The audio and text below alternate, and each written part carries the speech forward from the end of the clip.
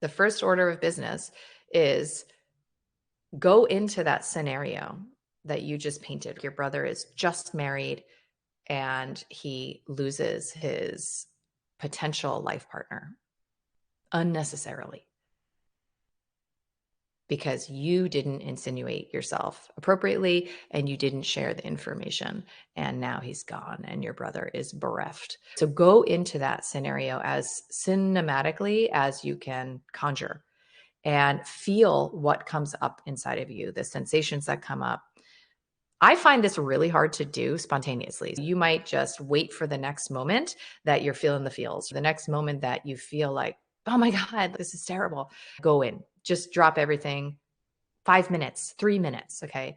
And find the sensation, locate the sensation in your body, and really attempt to open the channel and allow that to speak to you. Sometimes it's helpful in a lot of parts where you can, like, does it have a shape? Does it have a color? Is it a red cylinder? Or is it a lightning bolt? What is it? What comes to you? And really trust those little hits and then talk to it. Just keep saying, tell me more, tell me more, tell me more. What do you have to tell me? This part may shame you, right? This part may say, I can't believe you failed. What's wrong with you? You should have done this. You should have done that.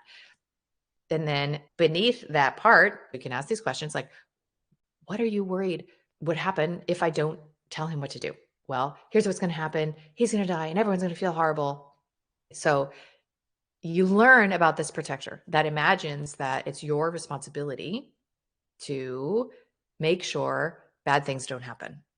And we're making assumptions about what bad things are because we're afraid of dying. We're making assumptions about certain timing being bad, certain losses being bad. And those are very fair assumptions. But I'm just saying they are actually assumptions because we know that good can come from bad and bad can come from good. So what actually is the definition of what is the bad thing? It's arguable to posit that there is such a thing as a more challenging road back home and a less challenging, a more merciful path to owning oneself. But nonetheless, beneath that protector is the child part that is probably huddled in a corner, terrified or feeling the grief, the incompletely felt grief of loss from childhood. When we are afraid of losing and we grip on, it's possible that we don't want to re-encounter experiences of grief and loss that were incomplete.